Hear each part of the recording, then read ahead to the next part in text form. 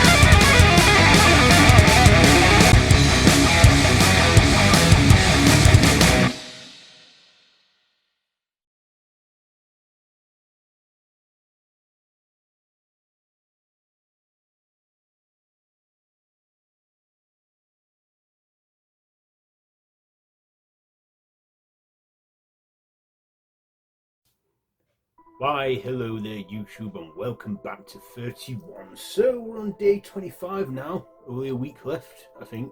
Is it a week? Well, we're coming towards the final week. So, we're on day 25, no, not day 25, day 24, sorry. And that's tomorrow, day 25. Day 24, and I'm reviewing Get Out.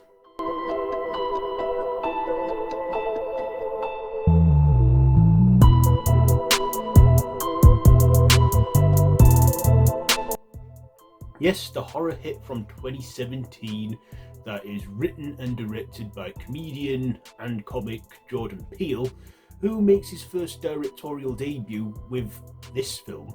So, of course, we follow this character named Chris, who has this girlfriend named Rose, and he's black, she's white, and he's going to meet her family for the first time, and when he does, he sees that her family, the Armitages, are quite nice people.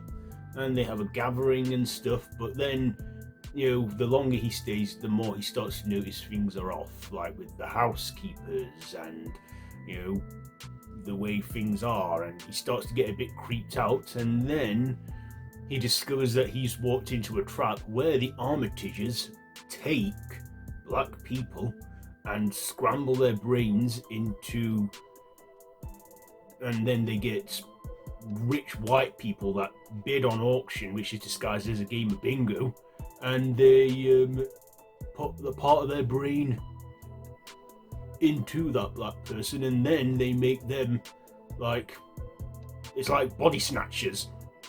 The host is aware of everything around them, but they have no control. They're taken over by the person whose brain they've got in them.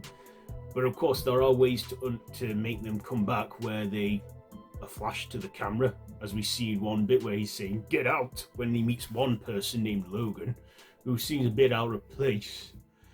And then, of course, Chris is actually a smart guy, manages to block out all the hypnosis because he gets hypnotized as well, break into the hypnosis, and he actually gets out. Manages to overpower and kill the Armitage family, and then after he kills his evil girlfriend Rose, played by Alison Williams, he then looks like he's going to get arrested for murder, but it just turns out to be his buddy, who's a security guard, and, well, they escape.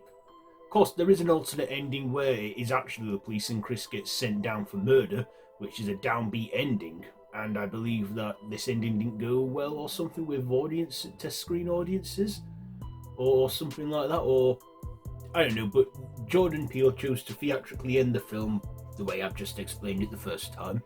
So what did I like about this film? Well, first of all, Jordan Peele has actually confirmed in years since that this is a standalone sequel to the 90s comedy film Being John Malkovich.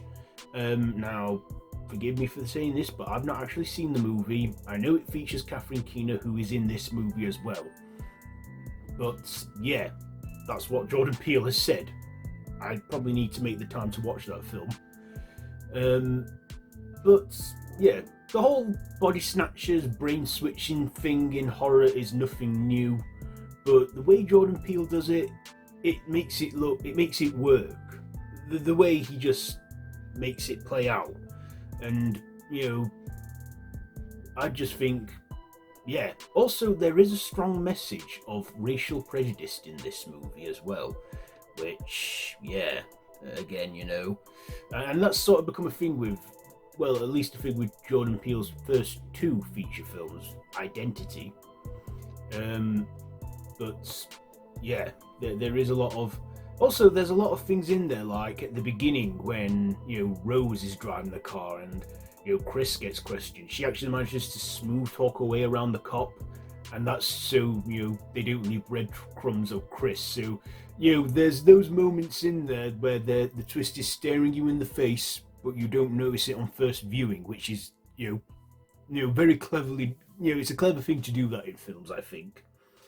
But also, our lead actor in this, Daniel Kaluuya, who I knew off the teen drama Skins, the British version, and he plays, the lead in this, Chris, and is actually a smart protagonist. He actually, at first he's forward and walks into the trap, but then he works his way out. He gets hypnotized in the film.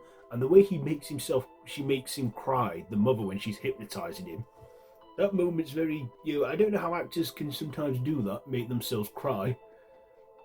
Whether it was, effects or something or whatever, I don't know, but that's a good scene. Also, the sunken place, a very unnerving void in the mind. The fact that you can be imprisoned in your mind is quite a scary thing as well. And there's also, around 2017, there was that Get Out challenge where people would run straight up to the camera and then quickly turn, like the gardener did in that film. But of course, that was revealed that the housekeeper and the gardener were revealed to be the Armitage grandparents, while taking over their bodies. Also, the way they play this film is just so cleverly done, and I can see why this got quite the buzz. Why it. I think it was nominated for an Oscar. I don't know if it accepted any, but still, to say this came from the mind of a funny guy, Jordan Peele, who before this was known for his comedic sketch shows and films like Key and Peele and other stuff with his comedy partner Keegan-Michael Key.